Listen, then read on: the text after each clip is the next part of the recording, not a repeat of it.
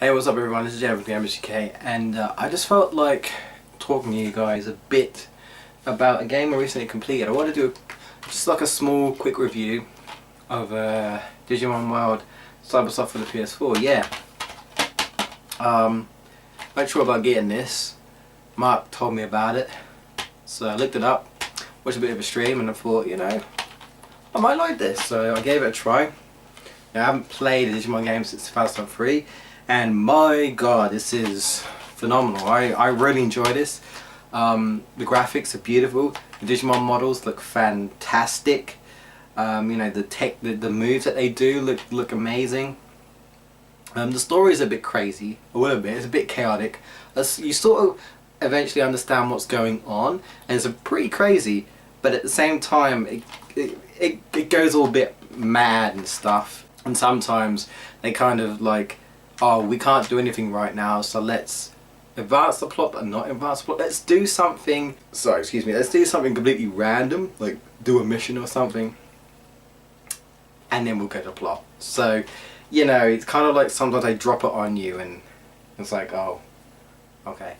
But you play as this guy or girl here, and you're basically a sloth. Well, long story short, I may be talking about spoilers, but I don't want this to be too long, so I'll try and summarize things, you know, but in case you don't want spoilers, maybe skip to the end of the video or something, but hopefully you'll stay tuned.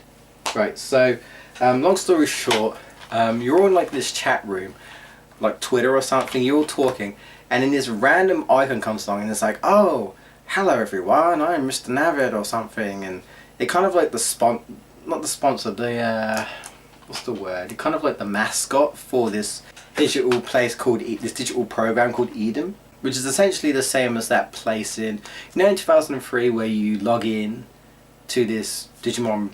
Well, you log into this digital program and they literally call it the digital world. It's essentially like that. Someone's created this program where you can go inside cyberspace and you have an avatar that you can actually walk around in as if you're actually walking in. So you're like asleep, I guess, like your mind, you're connected to your mind, and then you just go into Eden, a place called Eden, and then you can walk around and you can talk to people and stuff. This is based in part of Tokyo, specifically in Japan. And anyway, this thing called Navid says, oh, there's something special happening at a certain time in Codon, you should go. And everyone's like, oh, this is dangerous, there's hackers there and stuff, because there's a big thing about hackers. And this Navid thing's like, you should go, as in, I'm telling you to go. So these people are like, oh no, we don't want to go. And the main character's like, yeah, I like adventure, so we go. We go, and we meet our friends for the first time. The redhead girl, Nokia, who you see there on the top right or top left, with a Agumon kind of just laying on her. They basically become her partner, Digimon. And the hooded guy to the left there. So we meet them two, and then the Navid guy is like, here you go. And he basically gives you your Digivice, which they call it Digimon Capture because the whole thing is Digimon are nothing but tools. They're programs created by someone. They think man created them, and the Digimon are like, no, we weren't created by you. We're in our own world, because we're not in the digital world, right? We're in cyberspace. What actually happens is this, like, to sum up, this cyberspace program called Eden somehow managed to connect to the digital world, and that enabled some Digimon to come over. So yeah, it's a bit crazy, but yeah. Anyway, so we get these capture programs. The hooded guy runs off. I get separated from the redhead girl. I can't remember why, but we do. I think she runs off because she's scared. She's like, no, there's hackers, and she was like all getting scared. She's a very hyperactive, energetic girl. Most of the time, she's very like, we could do anything, we're positive, and sometimes just like at the beginning of the game she's like, oh, I'm scared, and she always moans at us when we're late as well. She proper shouts, so she's a very loud mouth girl, and she kind of thinks highly of herself sometimes. She keeps saying, oh, you know, I know I'm attractive and stuff, but why do guys keep hitting on me? And then you're kind of sitting there face palming when these guys are not even hitting on her, and she's just like, what's with that reaction? And you're like, they're not hitting on you. It's like, well, what do you mean? And it's like, well, we'll explain. Basically, like, these hackers come after her eventually, and they're like, you know what we want. And she's like, excuse me. And it's like, yeah, that looks real good. And she's like, what are you staring at? And she's like, no, go away, buzz off. And she's like, so stop hitting on me or something. And they're both looking at each other and they're like, what's she on about? And it's like, we're talking about, and we're not talking about, we're talking about they're hackers, and they're like, we want to hack your account. They think her account is like really good or something, and we have to explain it. She's like, oh, she's just like, oh, I thought they were after my hot body. And we're just like, really? Did she just say that? Although when I look at what she's wearing, I'm just kind of like, okay. One thing I will say is that with certain girls, they don't even hide the cleavage. There's even a Digimon called Lilithmon, who is literally boobs. Lilithmon is, the whole point of her is, let's seduce her victims and then get them to do whatever she wants. She's I think she's like Digivolution of Lady Devimon. So she's like a queen devil, I guess, because, you know, Lilithmon and all that. She's like a queen devil, and she's all about boobs and seducing, I guess, other Digimon. Anyway, but yeah, they don't even hide that with certain girls. Even like the blonde haired girl here, the detective who you talk to most of the time, she is, in my opinion, she's just major cleavage. Her literal outfit is just like this long white shirt jacket. You know she's wearing something at the bottom, but you can barely see it. It's just like she looks like she's literally just put on a really big work shirt on, and that's it. And shoes. And she wears like a yellow scarf around her. And she's just like opened her buttons. So it's just like, here you go, major cleavage. It's like, okay. Okay, alright. And she has pretty cool goggles on her head. But yeah, anyway, so long story short, we meet this person. They basically give us a choice between three Digimon: Palmon, Terriermon, and Higuramon. They run away, you encounter a Digimon, your Digimon comes to help, you win, and then eventually Gabumon and Agumon turn up and they talk to the redhead girl Nokia. They're all like, you seem interesting, you seem familiar, yada yada yada, and then they eventually find out why, and they really like her and stuff. And she's all like, these Digimon, whatever they are, they're really cute and adorable and stuff. We try and leave, and then these creatures called the Eaters, or One Eater, actually tries to attack us, and we get caught, and what ends up happening is that we can't log out properly. When we come out, we're just like a massive load of data, and people are freaking out, and then we find out that these Eater things are literally what they say. They eat your data, which means those that are connected, who are technically already asleep, they're stuck in a coma now. Because the best way to describe it really is like, because you're asleep, right? I assume you're asleep because you're connected. It's like, I guess you put like a helmet on or something, and you're connected into Eden as data, right? And you have mental data and everything in there. And the Eaters, they're eating it up so that you're trapped inside them. So the only way to wake up is if you got out of the Eater so you could log out. But you can't, you've been devoured. So you're just stuck in a coma, and this thing called the Eden syndrome, where it's like, everyone's been devoured by these things and stuff.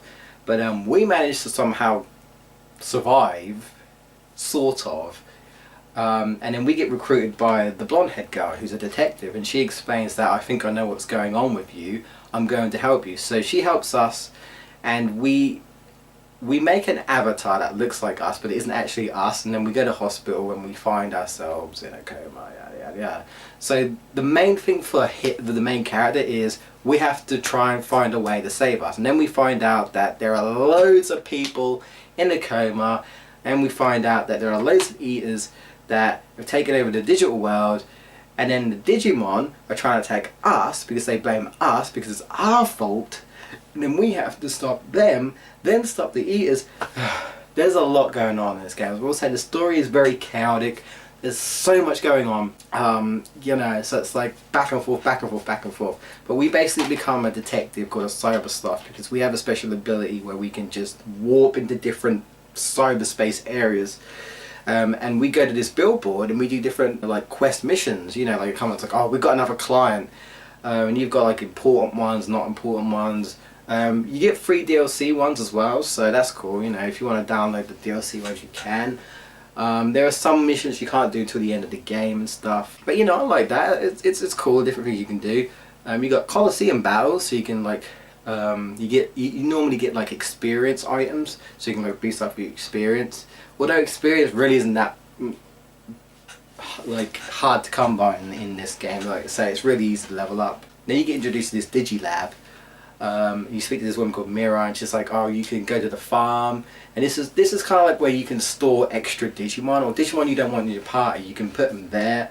You can also, this is where you digivolve your Digimon when you're not traveling around and stuff, and you can de-digivolve them.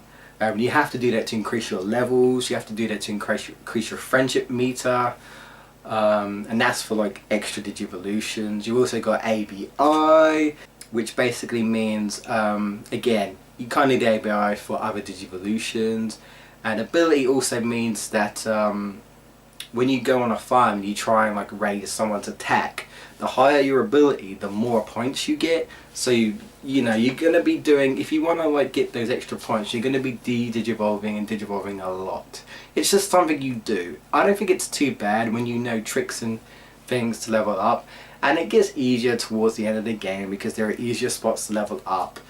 And like I said, once you know different tips and tricks, grinding is nothing in this game. I think it's easy, and like I say, looking at the Digimon, amazing. The techniques are amazing.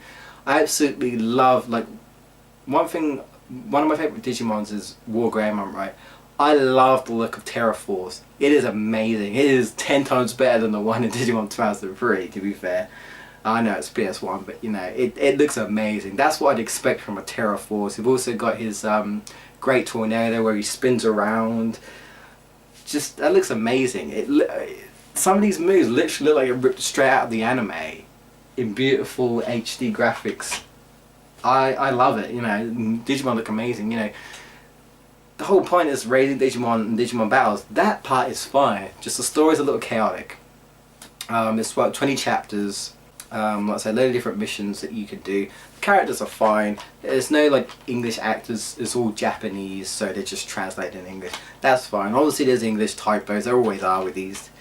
You know, with these type of games. You got DNA Digivolutions as well, which I'm glad to hear. And you have about over 238.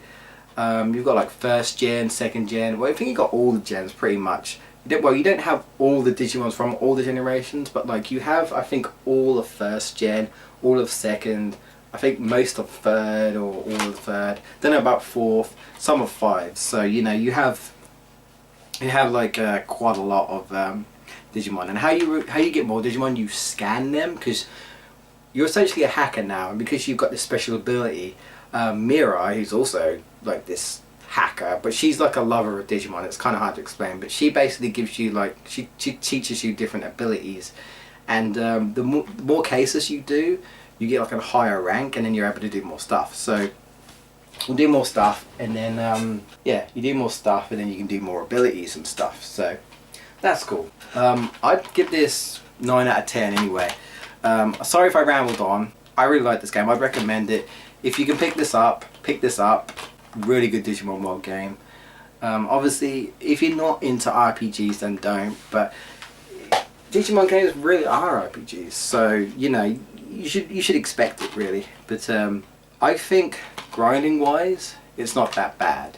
Earlier on it might be a little bit like, oh, I want to stop encounters sometimes, because you do get an ability much later on where you can like negate all encounters. So if you don't want to battle, you can just stop it, but it's much later on.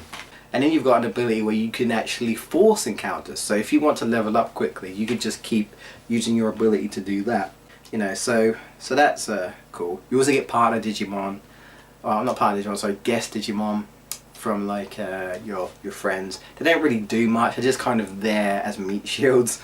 But But yeah, you know, apart from the story being a bit chaotic and the fact that the area that you're more normally going is all blue and you don't really get a digital world, is a pretty solid game. I do not regret this. I had fun putting so many hours into this. I literally just played this straight again and again and again and again. You know, I really enjoyed this, so I'd recommend this.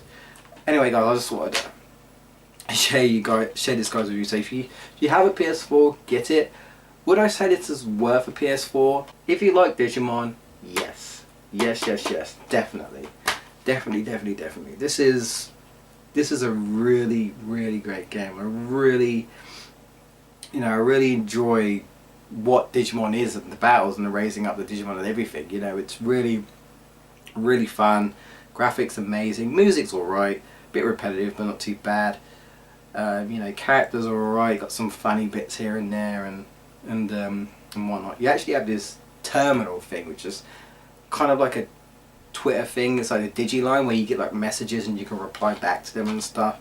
And your Digimon actually talk to you and you can actually reply back to them and stuff. So that's kind of cool. They ask you questions. They ask you random questions. Like, well, I assume they expect like you're Japanese or something. Like a lot of the questions are like Japanese histories, and I'm like, I have no idea. One of them was like about French history, and I was like, what? Why? Why are you asking me about this? Like, okay, whatever. So you know, there is that. But yeah, solid game. Alright, that'll do. Let me know guys what your thoughts on this, if you've played this game before, if you have, if you haven't. But I'd recommend this to give it a try if you're a big Digimon fan. If you've got a PS4, I would get it. It's definitely worth, I think it's worth the money. It's a really good game. I really enjoyed it. So many hours to put in. So yeah. Alright guys, thank you for listening. I will see you guys next time. I might do another small review another time, but I'm not too sure yet. Anyway guys, please leave a like if you enjoyed this. See you guys another time. Bye bye.